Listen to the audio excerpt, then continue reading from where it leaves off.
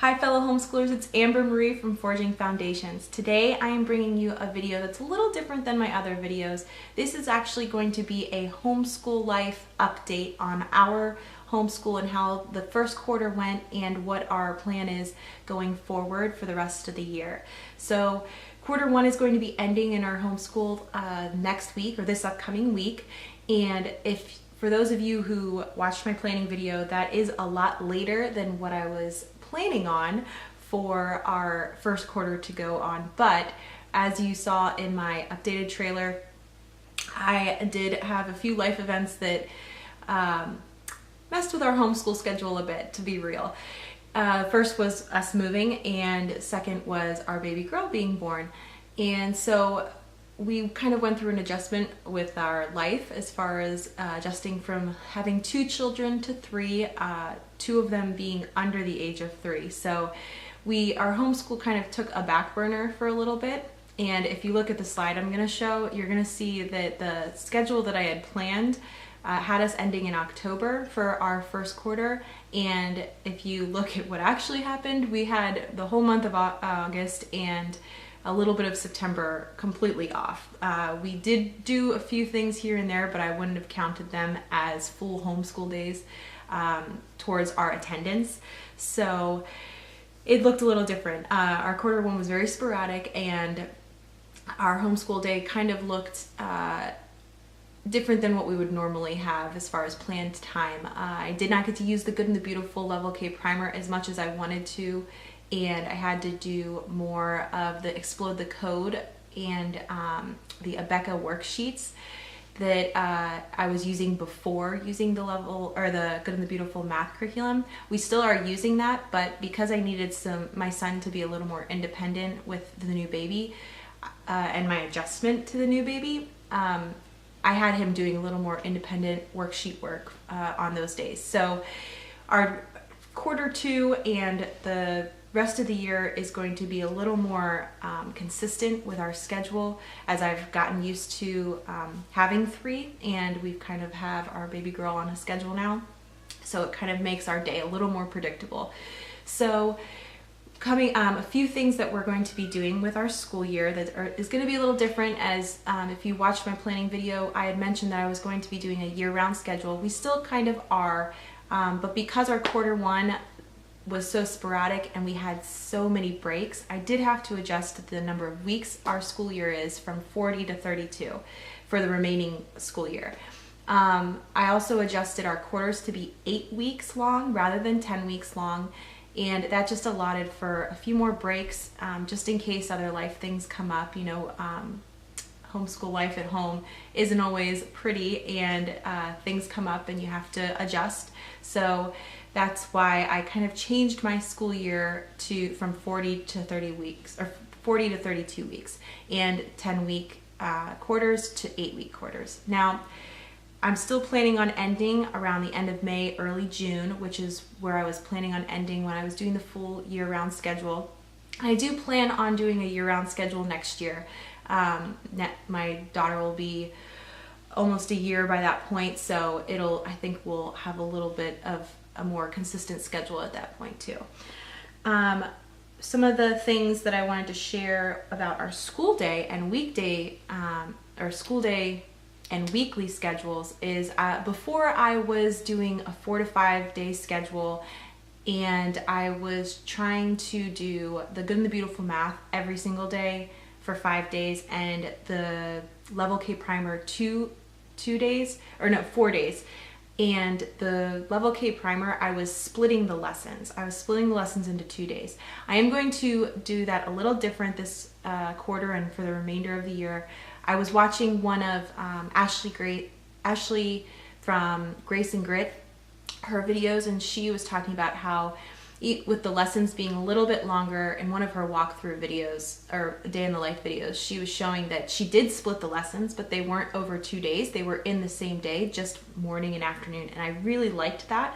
So I'm going to be trying that with my son, my older son, doing the Level K primer lesson in the morning, and then doing the phonics cards and a few other things that I'm going to be sharing in an upcoming video for the Level K primer.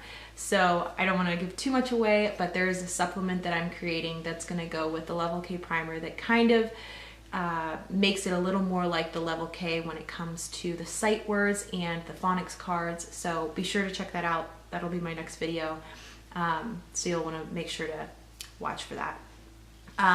So that was one of the changes I'm going to be making. Another change I really want to make, and this was something that I also saw on Monson Schoolhouse and Grace and Grit, was the morning time. The past quarter, I was just jumping right into school after breakfast and going down and starting the Good and Beautiful math, and then we'd go into the reading.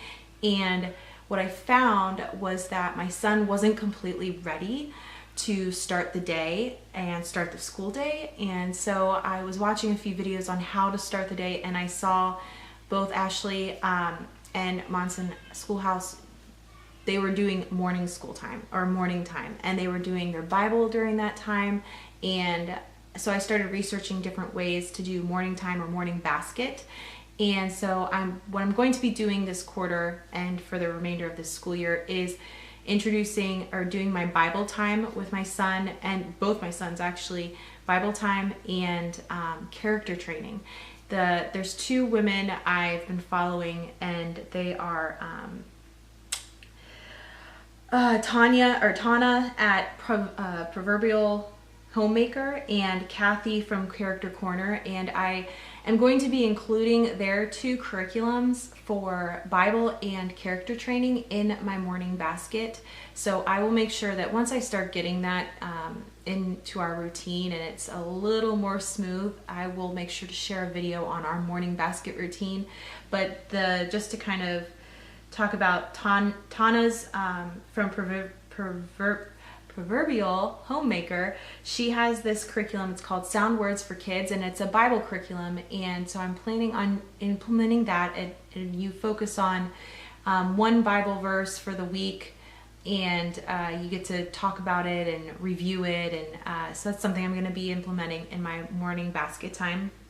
And then Kathy from Character Corner, she has a curriculum called Lads and Ladies of Virtue, and it is a character training program. And this is one thing that I really want to include because I was listening to her on a podcast or in a video for the Parent Summit, or there was a Homeschool Summit recently, and it was on parenting, and she was talking about how homeschool, like, yes, academics are important in your homeschool, but if your kids don't have character training as well, then the attentiveness that comes with homeschool and the responsibility and the drive that comes with having to work at home and not having to sit in a school desk, that kind of can affect your homeschool and the effectiveness of your homeschool. So there's a few different things that I really need to work with on my oldest son, especially when it comes to his homeschool day and his homeschool work and his attitude towards our homeschool. And I feel that the character training is really going to help with that. So I will make sure to do a video on that when we kind of get that ball rolling, and along with the Bible curriculum and kind of how our morning basket goes. So that's really all the updates I feel I have for you. Oh, there is one other thing. I was going to start doing something more independent work with my older son. So after we do our lessons in the morning and after snack, we take a break for snack around 10 o'clock. After snack, I plan on having my son continue his schoolwork, doing more independent work, whether it's Explode the Code or some worksheets found online, or the bonus activities in the Good and the Beautiful's math curriculum. That's those, we don't really normally do those during our lessons, so saving those for the after snack time and having him do those. I'd really like to have him do more of that independent work while I am spending more time with my middle son and having him work with him on preschool things. So he's getting to that age. He's going to be 3 next year, beginning of the year. So I want to make sure that I'm not going to be pushing too much on him, but I feel that I'm not getting to do too much work with him, and I'm going to start including that time in there. So getting used to having multiples in a homeschool setting. So that is it really for the updates on our homeschool life here at home. And if this was helpful for you, if it was encouraging for you, please leave a comment down in the comments below, or like the video, and stay tuned for the next video coming up. It'll be out in 2 weeks, and it'll be on the supplement I've been creating to go along with the Level K primer for language arts for the good and the beautiful. So stay tuned for that, and see you guys next time.